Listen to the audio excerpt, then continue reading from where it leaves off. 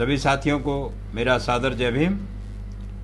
और एक बार फिर हम हाजिर हैं आपके लिए एक बहुत ही महत्वपूर्ण वीडियो लेकर। और ये वीडियो है एक महत्वपूर्ण इंटरव्यू माननीय काशीराम साहब के द्वारा एक पत्रिका को दिया गया था, और उस पत्रिका का नाम है इंडिया टुडे। जैसा कि हम सब जानते हैं, इंडिया टुडे इस देश की बहुत ही पुरानी और बहुत ही प्रतिष्ठित पत्रिका रही है। इंग्लिश में इंटरव्यू माननीय काशीराम साहब का था, और ये इस इंडिया टुडे जो मैगजीन है, ये इश्यू इसका था 31 दिसंबर 1993 का इंटरव्यू है। और ये इंटरव्यू में काफ़ी हमें लगा कि ये इंटरव्यू में कुछ बहुत ही ख़ास बातें हमारे दर्शकों और पाठकों के लिए पहुंचाना हमें ज़रूरी महसूस हुआ। तो ये आज इस वीडियो में इस इंटरव्यू के संबंध में कुछ ज़रूरी बातें आपके सामने हम रखने जा रहे हैं। और इसके साथ ही एक बात और मैं बताता चलूँ आपको कि माननीय काशीराम साहब एक अलग शख्सियत थे, दूसरे नेताओं की तरह नहीं थे। माननीय काशीराम साहब एक अलग तरह के नेता माने जाते थे, और मीडिया के उनके जो संबंध हैं मीडिया से, तो वो दूसरे नेताओं की तरह नहीं थे। और जैसा कि ये एक बात सामने आती है, आप लोग भी जानते हैं कि माननीय काशीराम साहब का जो इंटरव्यू होता था, तो इंटरव्यू तो जो होता है वो तो था ही, लेकिन इंटरव्यू में जो पत्रकार थे वो काशीराम साहब से भिड़ने का काम करते थे। यानी ऐसे ऐसे सवाल पूछते थे साहब से कि जैसे उनको उसका जवाब में घेरने के लिए। लेकिन काशीराम साहब उल्टा पत्रकारों को ही घेरने का काम करते थे। पत्रकारों को एक तरीके से ये कहा जाए तो गलत नहीं होगा कि पत्रकारों को लताड़ने का काम करते थे, लताड़ते थे, क्योंकि उन्हें मालूम था कि मीडिया बहुत ही ज़्यादा ये हमारी असली खबरें और मुख्य खबरें नहीं छापता, और ये मनवादी मीडिया है, पक्षपातपूर्ण मीडिया है। तो इसलिए उस मीडिया को उसका असली चेहरा, मीडिया का वास्तविक चेहरा काशीराम साहब जो है सॉरी, उनको दिखाने का काम करते थे पत्रकारों को।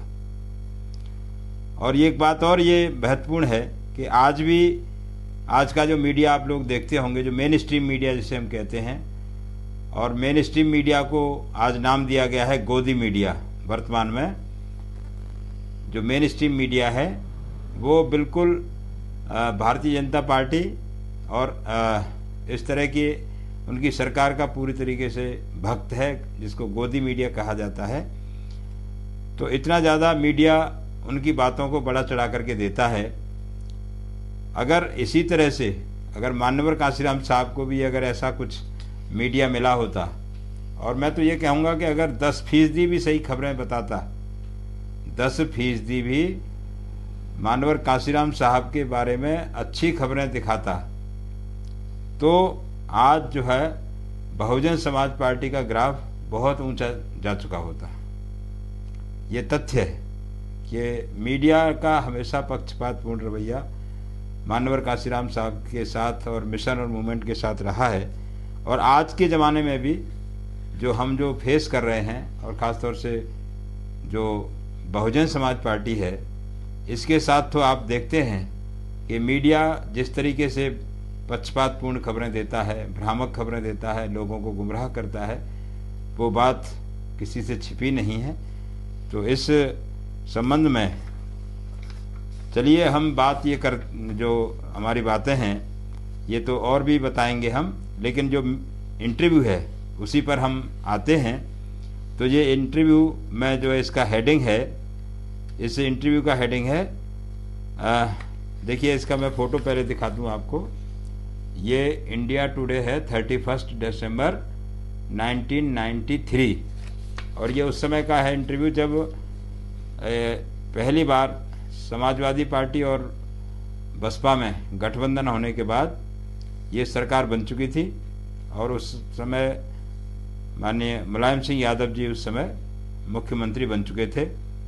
ये दिसंबर 1993 का इंटरव्यू है।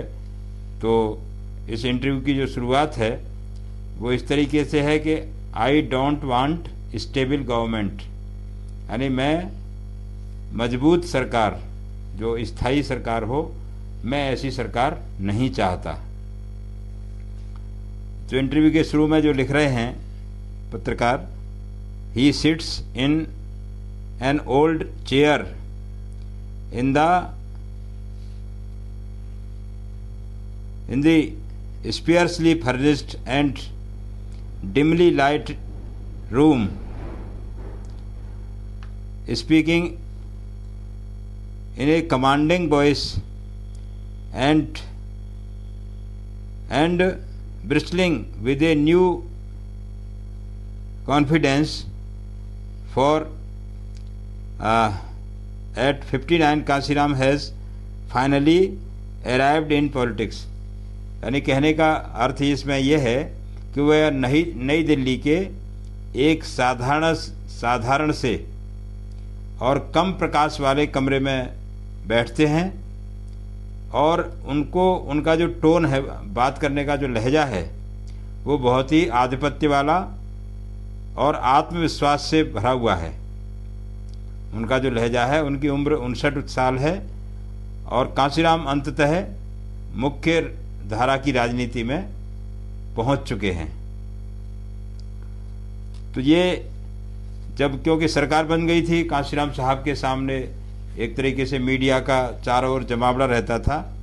तो ये पत्रकार महोदय एक सवाल करते हैं, वो बहुत ही इंटरेस्टिंग सवाल है, वो मैं आपके सामने पढ़ के सुना रहा हूँ कि despite so many years in politics you still remain an enigma जानते हैं ना, enigma कहते हैं रहस्यपूर्ण। some call you a Brahmin, others believe you are a farmer, IAS officer, and while some other convinced that you are a Christian। यानी मतलब मानवर काशीराम साहब के बारे में तरह तरह की बातें मीडिया उस समय करता था, जिसके जो मन में आता है वो छापता था। लेकिन तो इसका पूछ रहे हैं काशीराम साहब से, तो वो काशीराम साहब जवाब देते हुए कहते हैं कि all this is a media manipulation, ये सारा मीडिया का ये तोड़ मरोड़ के बनाया गया ये सब बयान है। As many as 110 cover stories on me have appeared so far, and you are still asking me this question. I am fed up with this question and will not answer it. If you want, you can refer to the old records or ask my workers outside. तो मानवर काशीराम उनसे झुंझलाते हुए, उनको फटकारते हुए कहते हैं कि भाई इस सवालों पर जो आप मुझसे सवाल कर रहे हैं, इस पर अब तक 110 कवर स्टोरी आ चुकी हैं और 110 कवर स्टोरी आने के बाद आप भी मुझसे वही सवाल कर रहे हैं। तो मैं आपसे कहूँगा कि आप जो पुराने रिकॉर्ड है उसको खंगालें, और अगर फिर भी नहीं पता चलता है तो मेरे बारे में मेरे कार्यकर्ताओं से पूछिए। इस तरह का जवाब मानवर काशीराम साहब ने इसका दिया है। अगला सवाल है इंटरव्यू में कि why do you think the media should be against you, आप क्यों सोचते हैं कि मीडिया आपके विरोध में रहता है, आप क्यों ऐसा मानते हैं कि मीडिया आपके विरोध में रहता है। तो मानवर काशीराम साहब का जवाब होता है because the media is a creation of money, क्योंकि मीडिया किसका क्रिएशन है, धन का, पैसे का। मीडिया जो खड़ा किया गया है वो पैसे के, धन के बलबूते पर खड़ा किया गया है। In fact the biggest hurdles for the BSP and the downtrodden have been money, वास्तव में सबसे ज़्यादा जो रुकावट है बीएसपी के रास्ते में और जो दलित शोषित समाज है उसके रास्ते में पैसा एक सबसे बड़ी रुकावट है। पैसे के साथ साथ have been money, the mafia and the media, ये 3 तरह की रुकावटें इस दलित शोषित समाज के आंदोलन के आड़े आ रही हैं, रुकावट डाल रहे हैं, यानी मनी, माफिया और media. We lost 40 seats in Uttar Pradesh because of the media. हमने केवल मीडिया की वजह से हमें 40 सीटें गंवानी पड़ी। ये 1993 में जो चुनाव हुए थे सपा बसपा गठबंधन के साथ, तो मान्यवर काशीराम साहब कहते हैं कि हमको मीडिया की वजह से ही 40 सीटें गंवानी पड़ी थी। और because of the media, despite my denials, newspapers such as the Dainik Jagran kept saying that we did not want Muslim votes। अब बताइए कि मतलब मानवर काशीराम साहब लगातार सफाई देते रहे कि भाई हमने मुस्लिम समाज के खिलाफ नहीं बोला है, कि ऐसा नहीं बोला है कि हमने कि हमें मुसलमानों के वोट नहीं चाहिए। लेकिन दैनिक जागरण नाम का अखबार उस समय लगातार ये खबरें चलाता रहा कि काशीराम ने ये बोला है कि हमको मुसलमानों के वोट नहीं चाहिए। इस तरह का भ्रामक प्रचार दैनिक जागरण लगातार चलाता रहा। मैं फिर रिपीट कर रहा हूँ इस बात को कि despite my denials, newspapers such as the Dainik Jagran kept saying that we did not want Muslim votes. अब ये देखिए कितना बड़ा षड्यंत्र मीडिया के द्वारा किया गया बीएसपी के खिलाफ। इस तरह की भ्रामक बातें फैलाई गईं। आगे लिखते हैं कि in India 50% of the media is pro BJP. Bharat में 50% मीडिया भाजपा का समर्थक है, 35% is pro Congress I, 35% Congress I का समर्थक है, and rest supports the other brahmanical parties like the Janata Dal, the CPI and the CPIM. तो इस तरीके सारा का सारा मीडिया 50% बीजेपी को सपोर्ट करता है, 35% कांग्रेस को सपोर्ट करता है, और जो बाकी बचा 15% मीडिया है वो और छोटी पार्टियां जो ब्राह्मणिकल पार्टीज हैं, ब्राह्मणवादी पार्टी हैं, जिसमें जनता दल भी है, सीपीआई है, सीपीआईएम है, इस तरह की पार्टियों को ये मीडिया सपोर्ट करने का काम करता है। ये काशीराम साहब अपने इंटरव्यू में बहुत ही महत्वपूर्ण बात, क्योंकि ये बताना इसलिए ज़रूरी है कि इसका रवैया आज भी वैसा ही बना हुआ है। ये हमारे कार्यकर्ताओं को, हमारे समाज को, खासतौर से आज के जो बुद्धिजीवी हैं और वर्तमान समस्याओं से जो जूझ रहे हैं, उनको मीडिया की मानसिकता को ज़रूर ही ध्यान में रखना चाहिए।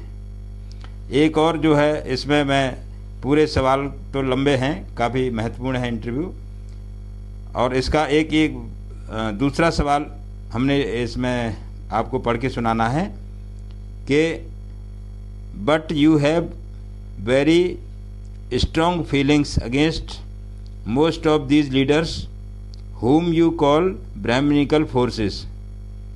यानी उस समय के जो नेता थे उसके बारे में मीडिया ने सवाल पूछा है कि आप सारे नेताओं को एक तरह से ब्राह्मणवादी शक्तियां बताते हैं, ऐसा क्यों है?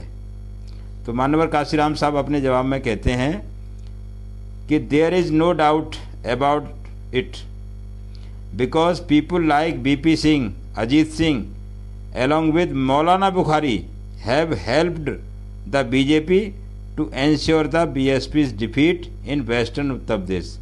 यानी 1993 के चुनाव में हमारे जो दर्शक हैं, मैं उनको बताता चलूं कि कुल सीटें बीएसपी ने 67 सीटें जीती थी 1993 में, जब गठबंधन पहली बार हुआ था। और उस गठबंधन में जो वेस्टर्न यूपी था, 67 सीटों में से 8 सीटें केवल हमें, यानी बसपा को 8 सीटें वेस्टर्न यूपी पश्चिमी उत्तर प्रदेश में मिली थी, और बाकी जो 59 सीटें मिली थी वो पूर्वांचल के इलाकों में मिली थी। तो जो यहाँ के हारने का कारण क्यों था, जो हमें केवल 8 सीटें मिली, बीएसपी को केवल 8 सीटें मिली। तो उसका कारण इसमें आपको समझ आ सकता है, इस इंटरव्यू में जो है जो मान्यवर काशीराम साहब बता रहे हैं कि उस समय के जो नेता थे वीपी सिंह, अजीत सिंह, और इनको सपोर्ट करने वाले एक मौलाना थे, मौलाना बुखारी, जामा मस्जिद शाही जो मस्जिद है दिल्ली की, उसके बहुत मशहूर मौलाना रहे थे, मौलाना बुखारी। तो उन सब ने मिलकर के बीएसपी को हराने का काम पश्चिमी उत्तर प्रदेश में किया था। They have been in league with the BJP, यानी वो सारे के सारे लोग जो हैं बीजेपी के साथ साठगांठ कर रहे थे। वीपी सिंह भी, अजीत सिंह भी और मौलाना बुखारी भी। इन league with the BJP for a long time now, यानी बहुत लंबे समय से इनका आपसी साठगांठ चली आ रही है। एक और देखिए, ये बात बहुत जानने की है हमारे समाज को कि मुरली मनोहर जोशी, मान्यवर काशीराम साहब अपने जवाब में कह रहे हैं कि Murli Manohar Joshi was Singh's chief electoral agent in Allahabad. जब मान्यवर काशीराम साहब ने ये चुनाव लड़ा था, कहाँ का? इलाहाबाद का, 1988 में।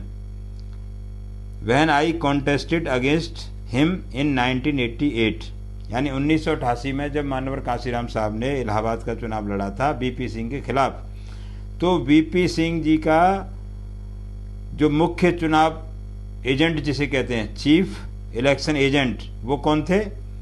मिस्टर मुरली मनोहर जोशी। यानी इतने बड़े लीडर थे बीजेपी के, और वो उनको वीपी सिंह ने अपना मुख्य चुनाव एजेंट बनाने का काम किया था। तो इतनी बड़ी साठगांठ कोई वैसे नहीं कह रहे मान्यवर साहब कि जब मुरली मनोहर जोशी जो बीजेपी के टॉप लीडर थे वो वीपी सिंह के इलेक्शन एजेंट बन रहे हैं, तो साठगांठ तो साफ जाहिर है। ही अलोंग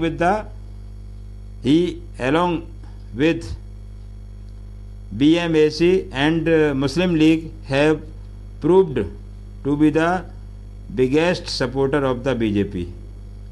यानी इस तरीके के जो लोग हैं वो सभी BMAC और मुस्लिम लीग, ये पार्टियों ने बीजेपी को सपोर्ट करने का काम किया था। तो ये जो बीजेपी को सपोर्ट करने वाली ताकतें थीं, तो ये बीएसपी को हराने का काम किया था उस समय 1993 में। ये कितना बड़ा आप और हम सब लोगों को जानना जरूरी है। तो आगे एक सवाल किया है पत्रकार ने, but how do you gain by calling all of them names. आप ये जो काम कर रहे हैं इस तरीके से किस तरीके से आप जो है इसको निपटेंगे? तो इसका जवाब देते हुए मान्यवर साहब कहते हैं कि हम our strategy is simple. I don't want a stable government if the government whether at the centre और in a state is stable the BSP is weak. यानी हम कोई मजबूत सरकार नहीं चाहते, चाहे वो सेंटर की सरकार हो चाहे स्टेट की सरकार हो, क्योंकि जब सेंटर में और स्टेट में सरकार मजबूत होती है तो बीएसपी कमजोर होती है, और अगर सरकार कमजोर होगी, अनस्टेबल होगी, तो बीएसपी को मजबूत होने का मौका मिलेगा। तो हमारी स्ट्रेटजी इस तरह की रहती है कि हम ऐसा माहौल बनाएं जिससे कि कोई भी मजबूत सरकार न बन सके। एक और सवाल जो पत्रकार ने किया था वो मैं आपके सामने रखना चाहता हूं कि before your alliance with Mulayam you were considered a कांग्रेसाई स्टूज। यानी आपको मुलायम सिंह के गठबंधन से पहले कांग्रेसाई का एजेंट माना जाता था। तो उसका जवाब दे रहे हैं मान्यवर काशीराम साहब, आंसर दिया है that again is a media manipulation. वो फिर से ये मीडिया का एक तोड़ मरोड़ के पेश करने का तरीका है। आप खुद ये इसका अंदाजा लगा सकते हैं कि how can somebody who has masterminded the Congress' decline from 350 seats in 1989 to just 28 seats in 1993 in Uttar Pradesh be called a कांग्रेसाई एजेंट। अब बताइए, यानी जिस व्यक्ति ने, कौन व्यक्ति, कांशीराम जी ने ऐसा कांग्रेस आई की जो 350 सीटें थी 1989 में, 350 सीटों से 1993 में केवल 28 सीटों पे आ गई, तो कैसे आप कह सकते हो कि कांशीराम कांग्रेस का एजेंट है? And when I say that the Congress I is the A team of brahmanical forces, और जब मैं कहता हूं कि कांग्रेस आई ब्राह्मणवाद की ए टीम है, तो इसी के आधार पर you can order followed by the BJP which is the B team, यानी ए टीम ब्राह्मणिकल फोर्सेस की होगी कांग्रेस और बी टीम है BJP. The Janata Dal being the C team, Janata Dal C team है। उसके बाद CPIM D team and the CPI the E team, यानी ये सारी की सारी जितनी भी पार्टियां हैं ये ब्राह्मणिकल व्यवस्था को मजबूत बनाने के लिए A B C D E तक के नाम गिनाए हैं। माननीय कांशीराम साहब सारी पार्टियों के बिल्कुल उनका एक ही तरीके का चाल चरित्र रहता था कि वो जिस व्यवस्था को माननीय कांशीराम बदलना चाहते थे उस व्यवस्था को बनाए रखने का काम, चाहे वो कांग्रेस है, चाहे वो बीजेपी है, चाहे वो जनता दल है, चाहे वो सीपीआई है। सीपीआई के बारे में लोग कहते हैं कि भाई गरीबों की पार्टी, वो सीपीआई का भी चरित्र ब्राह्मणिकल था और सीपीआईएम का भी। तो माननीय कांशीराम साहब की नजर में सारी की सारी पार्टियां एक ही व्यवस्था की पोषक थीं, जिस व्यवस्था के खिलाफ माननीय कांशीराम साहब लड़ रहे थे। तो तभी तो ये बुरा लगता था उनको, मीडिया को, कि ये सारी पार्टियों को एक तरह से सबको खराब बता देते हैं। एक बहुत ही जो सवाल का जवाब देते हुए कहते हैं कि जो लंगड़ी सरकार होती है ना, ये लंगड़ी सरकार कि हम जो है सरकार बनाना चाहते हैं लंगड़ी सरकार, क्योंकि बिकॉज लंगड़ी घोड़ी टू को टंगड़ी मारना आसान होता है, यानी कि जो घोड़ी जो लंगड़ी होती है, सरकार जो लंगड़ी होती है तो उसको गिराना आसान है। तो एक देहाती उदाहरण दिया है मानवर साहब ने, जो इसमें लिखा है कि लंगड़ी घोड़ी को टंगड़ी मारना, वो जानते हैं ना, टंगड़ी मारना आसान होता है तो वो गिर जाती है। It is easy to make a lame pony trip, यानी सरकार को गिराना, वो जो वैसी सरकार होगी उसको गिराना आसान होगा। But what is the strategy behind blaming everything on the Brahminical order? That is not a strategy. This is the mission of my life. The Brahminical social order is like the dot pen that holds his ballpoint held vertically with the Brahmins. यानी एक pen का जो उदाहरण हमारे दर्शकों ने देखा होगा, हम बता भी चुके हैं कि मान्यवर कांशीराम साहब इस जो ब्राह्मणवादी व्यवस्था है इसको एक पेन के माध्यम से समझाते हैं, और पेन का जो ऊपर वाला हिस्सा होता है वो, इसमें 3 जातियां आती हैं, और बाकी जो निचले वाला हिस्सा होता है उसमें शूद्र और अतिशूद्र आते हैं। तो इसका जवाब मान्यवर कांशीराम साहब ने विस्तार से यही दिया है कि हम जो है इस व्यवस्था को, जो खड़ी व्यवस्था है, जो पेन वाली व्यवस्था है, जो मिशन है, जो पार्टी है हमारी, इस व्यवस्था को बदल करके इस तरीके से जिसमें सबको बराबरी का हक मिले, इस तरह की व्यवस्था को हम इस तरह की व्यवस्था बनाने का काम करने के लिए हमारी पार्टी बनाई गई है। But how will this happen, और लेकिन ये कैसे होगा? अगला सवाल है, क्वेश्चन है इनका कि but how will this happen, ये होगा कैसे? तो साहब कहते हैं कि it is quite simple, when this majority of Sudras and Adsudras collectively launches the crusade, the rest of the people have to do one simple thing, drop their tails। यानी जब शूद्र और अशूद्र इकट्ठे हो जाएंगे और इस तरह का अभियान छेड़ देंगे तो जो बाकी का जो समाज है, जिनके नाम के आगे जो पूंछ लगी होती है, सरनेम की जो पूंछ लगी होती है, अगर वो उन्होंने हटा दी तो ये समाज व्यवस्था बदल जाएगी। जो टेल कहा है मानवर साहब ने कि Kanshiram has dropped the tail and his eyes are on the tails of others. Kanshiram के पीछे तो कोई पूंछ नहीं लगी हुई है। जैसे ए जो होता है नाम के आगे, जैसे किसी का सिंह हो, प्रसाद हो या राम हो, उससे पता नहीं चलता कि वो किस जाति का है। तो हमने तो पहले ही अपनी पूंछ हटा दी है, हमारे कोई पूंछ नहीं लगी हुई।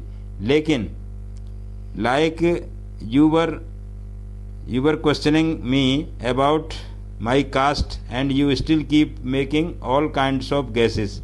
जैसे कि आप पत्रकार से उन्होंने कहा कि भाई आप मेरी जाति का अभी तक पता नहीं लगा पाए, कभी कुछ कहते हो कभी कुछ कहते हो, क्योंकि मेरे कोई पूंछ नहीं लगी हुई। कांशीराम जी कहते हैं पत्रकार से कि क्योंकि कांशीराम के नाम से किसी की जाति का पता नहीं चलता कि कांशीराम किस जाति का है। तो नाम इस तरह का होना चाहिए कि उसके नाम के आगे कुछ नहीं लगा हो। जो पूंछ लगा रखी हैं, कैसी पूंछ, जैसे उन्होंने कहा है कि on the other hand A Joshi, कोई जोशी है, कोई आडवाणी है, वाजपेयी और Singhal, all every tails of their caste. ये सारे के सारे लोग जो नेता हैं, ये इनके आगे पूंछ लगी हुई है नाम के आगे। कोई वाजपेयी लगा हुआ है, कहीं आडवाणी लगा हुआ है, कहीं जोशी लगा हुआ है, कहीं सिंघल लगा हुआ है। तो ये सारे के सारे नेताओं के नाम के आगे पूंछ लगी हुई है, तो उससे पता चल जाता है कि ये कौन सी जाति का है। लेकिन कांशीराम के आगे कोई पूंछ नहीं लगी हुई। तो हम इस तरह की व्यवस्था बनाना चाहते हैं। एक और बहुत ही इंटरेस्टिंग सवाल है इसमें कि ये लिखा है इसमें, ये है where do you get your money from, it is often rumoured that you are funded by influential businessman such as Jayant Malhotra. यानी आपके ऊपर एक आरोप लगाया जाता है कि आपके पास जो फंड आ रहा है वो एक प्रभावशाली बिजनेसमैन है, एक जयंत मल्होत्रा, उनके द्वारा फंड आपको प्राप्त होता है। तो मानवर कांशीराम साहब का जवाब बहुत सुनने लायक है कि इसमें मानवर साहब कहते हैं कि there is no need for this because I have planned for all this much in advance. किसी बिजनेसमैन से मुझे पैसा लेने की ज़रूरत नहीं है, क्योंकि मैंने इस पैसे के लिए पहले से ही व्यवस्था कर रखी है। I have organize three inbuilt generators to take care of everything. मैंने अपने संगठन में 3 तरह के जनरेटर तैयार किए हैं, 3 तरह के जनरेटर तैयार किए हैं, जिससे कि वो सारे जो व्यवस्थाएं उनका अरेंजमेंट कर सकें, उनकी व्यवस्था कर सकें। इस तरह के 3 जनरेटर मैंने खड़े किए हैं। वो कौन कौन से हैं 3 generator? The first one is a think tank. एक बुद्धिजीवियों का मेरे पास में थिंक टैंक है जो सोचने समझने का काम करता है। और दूसरा है the second one is group of talented people and third is fund raising squad. दूसरा है जिनके पास में कोई हुनर है, टैलेंट है, टैलेंटेड लोगों का मेरे पास एक ग्रुप है। और तीसरा है ग्रुप जो मेरे लिए फंड रेज करता है, जो पैसे की व्यवस्था करता है। एक ऐसा हमारे पास स्क्वाड है, एक जत्था है। I can raise crores of rupees whenever I want in the villages. जब भी मुझे आवश्यकता पड़ती है कि मैं तो करोड़ों रुपए इकट्ठा कर सकता हूँ।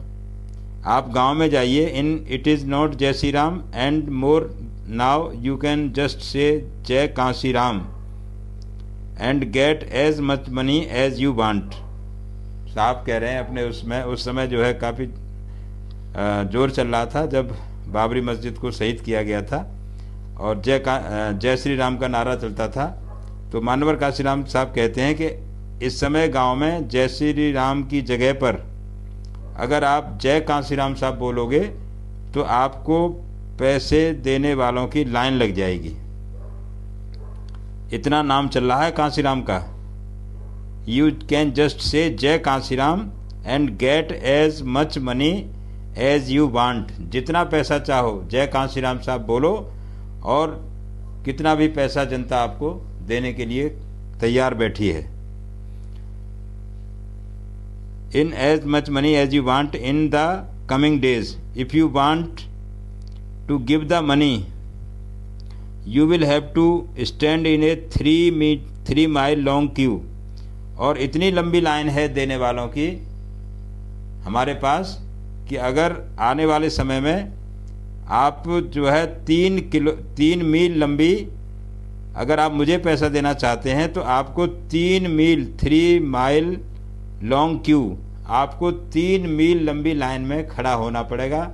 कांशीराम साहब के पास पैसा देने वालों की इतनी लंबी लाइन है। Besides the Bahujan Samaj regardless of its poverty. हम मानते हैं कि बहुजन समाज गरीब है, लेकिन इसके बावजूद poverty Yeats food worth ₹300 crore per day. यानी ये गरीब समाज भी आज की तारीख में 1993 की बात हो रही है, ये 1993 के हिसाब से बात कर रहे हैं मानवर कांशीराम साहब कि आज की तारीख में ये जो गरीब समाज है ये 300 करोड़ रुपए प्रतिदिन खाना खाता है। 300 करोड़ रुपए प्रतिदिन खाना खाता है। We save that much money to not our problem any more if they keep hungry for just 1 day.